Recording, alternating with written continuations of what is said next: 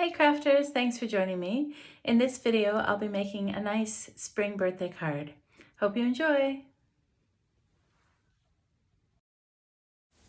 So I started by blending my VersaFine Clair inks over the background of my scene.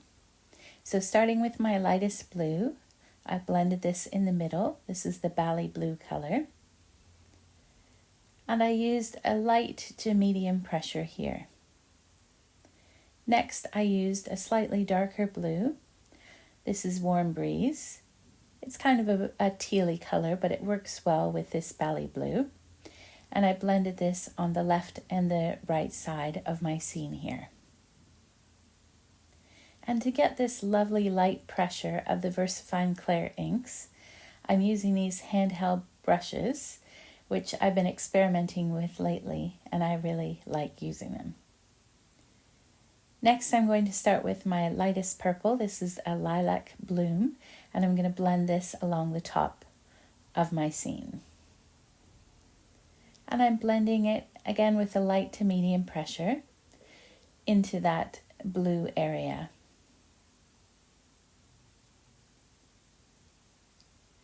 And then I want to gradually darken the color as it moves up. So I'm going to swap my purple for Purple Delight, which is a little bit darker, and blend this around the top and a little bit on the sides here.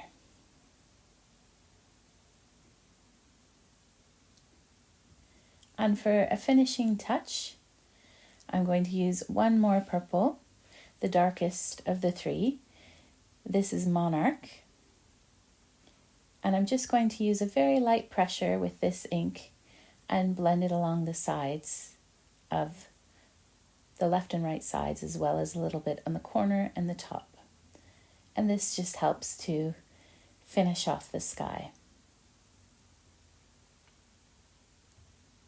Now I've left the area where I want my grass to be white, and I'm just going to use one of the Lavinia Stamps stencil masks, place it on there, and then use some Green Oasis ink. And I'm using a blending brush to put this ink on, so it will be a bit darker than the light sky where I used the brushes. And I know some people like using the large paint brushes for applying inks, but I really do like these handheld brushes. They're very comfortable to hold. Now that my background is finished, I can start adding my stamping. So I'm going to start just eyeballing where I want this bench to be. I'm just going to use a little bit of washi tape as a placeholder so that I make sure that I put my trees in the right position. So starting with the Tree of Courage, I'm going to stamp this on the left-hand side with some acorn ink. And I find it really helpful having that washi tape there so that I place those trees where they need to be. Next, I'm going to put the Tree of Hope on the right-hand side. And these trees work well by themselves, but they work even better together. So there is a bit of a gap between the Tree of Courage and the Tree of Hope, as you can see at the top there. But I'm going to fill that in with some leaves and flowers so that I'll join them together. First, I'm going to remove that washi tape and stamp the bench with that same acorn ink. And having that washi tape in the middle really helps me center it in so that it's the focal point of my card right in the center. Now the Tree of Courage comes with a second stamp, which is a tiny little tendril. It looks like that. And I'm going to use that to create the swing, the rope that's on my swing here. So I'm going to stamp that with the same acorn ink and just line it up so it looks like two pieces of rope are holding the bench. Then I can fill in my trees using my little oak leaf. This oak leaf comes from the set of two It's called the Oak Leaf Flourish, and this is the smaller of the two.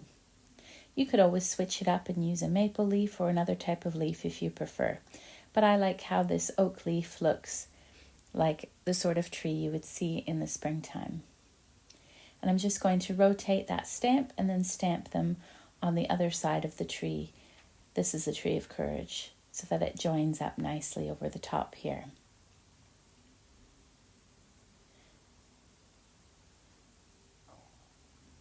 And to add some more color on both these trees, I'm going to stamp some little flowers, and I'm going to use one of the tiny flowers that comes in the flower pots set. This actually comes with 3 different little flowers, and I will use the other ones underneath the trees, as you'll see shortly. And I'm using the same purple, the Purple Delight that we used in the sky, so I think this really helps to tie those colors together. And you could use as much or as little of these leaves and flowers depending on how you want your tree to look. And I'm just going to add a few more of those oak leaves just to make sure that this is finished off and I don't have any floating flowers in my trees.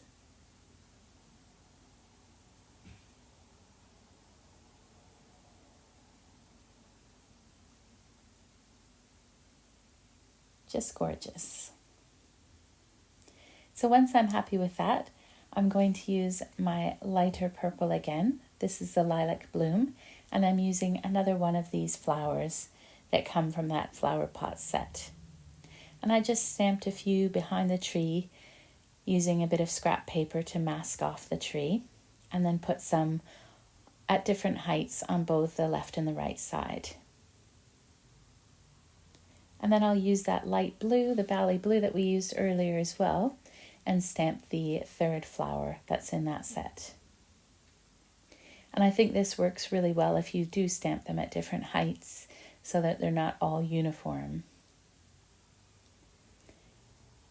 And it's really nice if you put some really tiny ones near the bottom, like this here.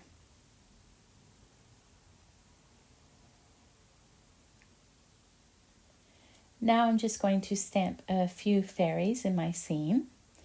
So these are the miniature fairies that are in that Fairy Foragers set. There's actually 4 of them altogether, but I'm just going to stamp 2 on the outside of the card here. And I'm using the VersaFine Clair Nocturne ink for this. That way I can put this fairy here on the left-hand side of the bench so that he's in front of the tree here.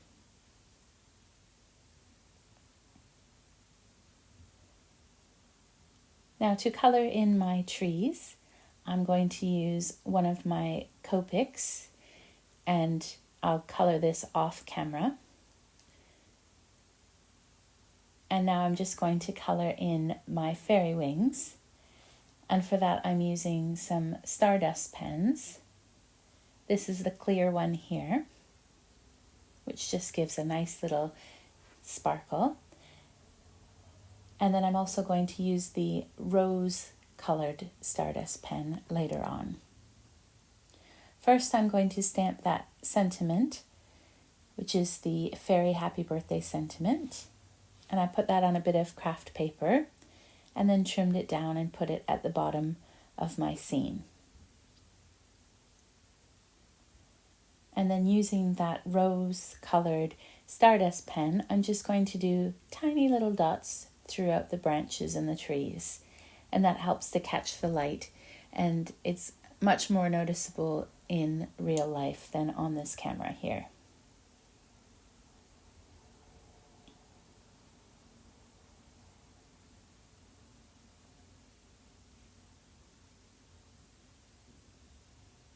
Once I'm happy with that, I'm going to attach my card to a card base that's 5 by 7 inches using some double-sided tape.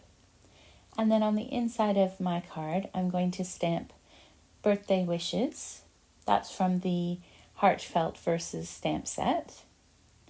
And then I'm going to use one of the sentiment stickers that says magical, and I'll put that on the top here. And then to finish it off, I'm going to stamp 2 more of those fairy foragers.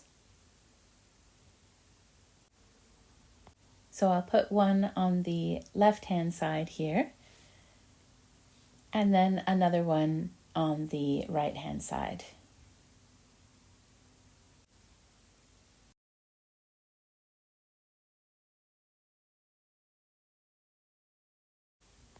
And now you can see that finished magical birthday card with that gorgeous scene.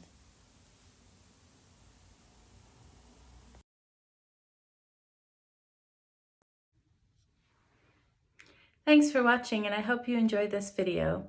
If you haven't already, please subscribe so that you're notified whenever I post a new video. Have a crafty day!